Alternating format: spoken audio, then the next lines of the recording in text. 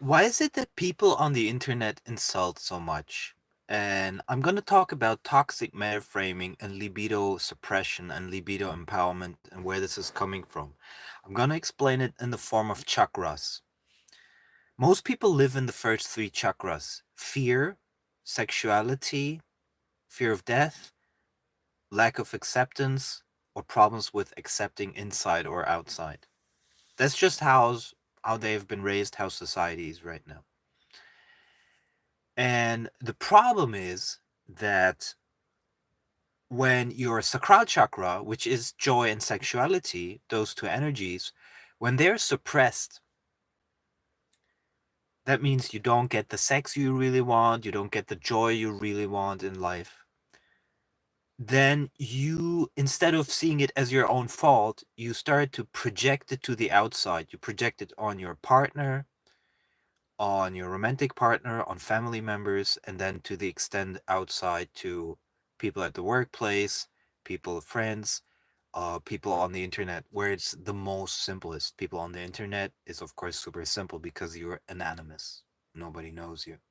So you can just. And a lot of men do this more than women. And the reason they do this is because I want to have sex. I didn't have sex. The only thing I have is porn.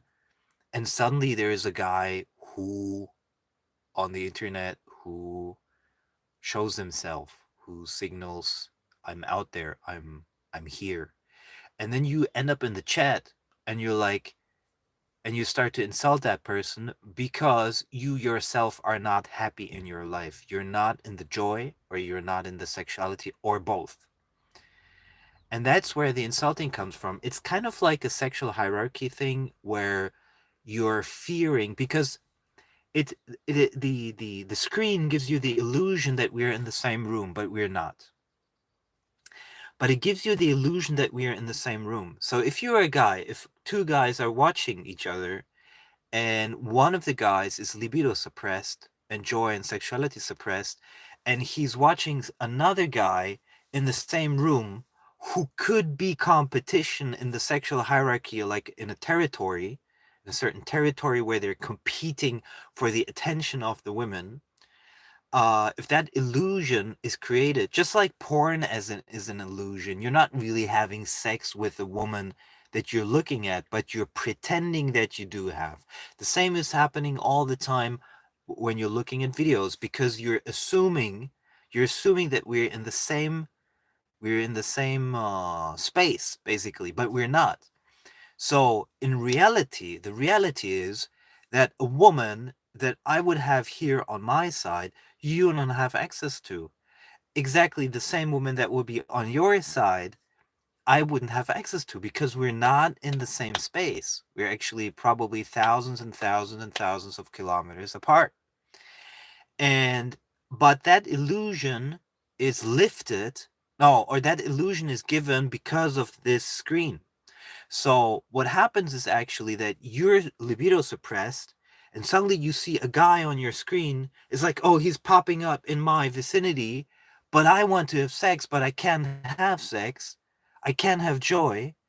So I need to put him down. I need to make sure that he is so diminished in his value that he has absolutely no chance of sexuality or joy. And this is what hating really is. This is what really trying to put someone down on the other side in the comments really is.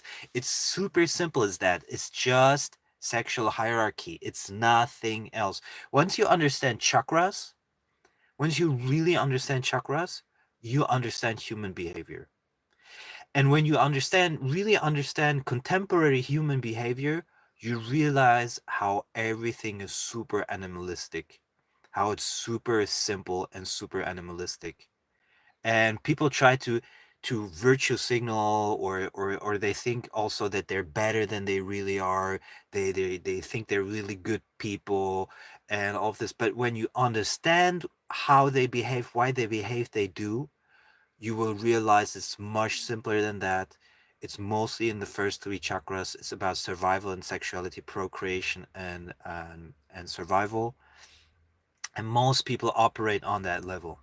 And spirituality is literally the ability to let go and go up into your higher chakras and act from the heart chakra, third eye, and the crown chakra, and not from the first, and not in a kind of like primitive reaction from the first three chakras. But most people react only in the first three chakras. That's why they react in such a fashion. When I talk about teal swan, and I try to regulate and to say, this is how I see the spiritual truth. People go like, yeah, and you know the truth. Yeah, it's like, it's basically, it's usually from men to men. It's always men to men to men. Women do that also, the toxic metaframing kind of thing, because what happens is, if your libido suppressed, no joy, no sexuality, or less than you would like to, and you project it outward, not seeing it as your own fault, which most people that are not conscious enough, which are most people, they cannot see it as their own fault, so they project it to the outside, right? So they find the victim, okay, and the victim then, uh, where was I going with this? So this is also how codependency starts, by the way. So when a person is constantly putting someone else down, that's a narcissist. And this is actually toxic metaframing. The act of putting someone else down, verbally, non-verbally, direct, indirect, is toxic metaframing. I talk about this in my book. So, and thereby you can instantly recognize toxic people. And this is 90% of people nowadays are toxic metaframers. They're literally toxic. And there's a lot of narcissists out there. You wouldn't believe how many. Once you understand the dynamic truly, once you really understand this chakra dynamic, you understand that most people out there are toxic. And so how do you deal with this? Super simple. You cut yourself physically from these people. Don't give them room. And this is super super interesting, because when you go on a date or you meet someone new at workplace, whatever, it doesn't have to be romantic, could be business relationship, friendship, whatever. The moment you recognize them toxic metaframing you, leave. Just leave. Let them alone. Even if it's in a family, if a family member is toxic metaframing you, leave. And if you're not able to leave, and this is where codependency starts, is because you're dependent on them in some kind of way. You're dependent on them financially. You're fearful that you cannot be on your own. You lack a sense of power. You feel you don't want to be alone, for example. Also, there's many reasons why people don't leave toxic relationships, but it usually has a lack. It usually is founded in a lack of believing in yourself that you can survive on your own. And so when somebody's hating on you on the internet, first it's good to recognize what they're actually doing. They're fearful, they're literally fearful that you get more joy of sexuality, which they don't have. And they try to reduce your ability to have sex or joy in your life. It's super simple. Now the question is, you yourself know that the more popular you get, in whichever way, because popularity gives you something super interesting. Popularity gives you the ability to signal resource movement ability. So if I go on the internet and I have, let's say, 1 million subscribers, and I signal resource movement ability, then I'll have women like this, and I can pick. And people sense that. They sense it. So what you're supposed to do is not really reduce your signaling ability, because that would suppress your libido empowerment. Libido empowerment is the ability to resource move, to create joy, create sexuality, and at the same time also have the ability to signal that. So that's libido empowerment. And if you have libido empowerment, you should always go into the direction of your libido empowerment. And I tell you why. Because if you suppress your own libido empowerment, you are going to suppress your sacral chakra, you're suppressing your joy, you're suppressing your sexuality, and with that, you're suppressing your vitality. And if you're suppressing your vitality, I guarantee you, you're going to die sooner than you should. I recognize with every person that dies prematurely or that dies very early on or lacks sufficient, chi, prana, and joy, and life force, you could say, is people who suppress their libido energy, they suppress their sacral chakra. It doesn't mean you should go about and go crazy with this energy. It means you shouldn't suppress it. And that's very, very important. And recognize, look at men, for example, when they're when they have the possibility to speak. Have you ever recognized what happens when a man speaks to a beautiful woman? When a super average man, maybe even below average, speaks to a beautiful woman? Have you ever seen how they laugh, how they change their demeanor? Everything changes and they become like this, oh my god.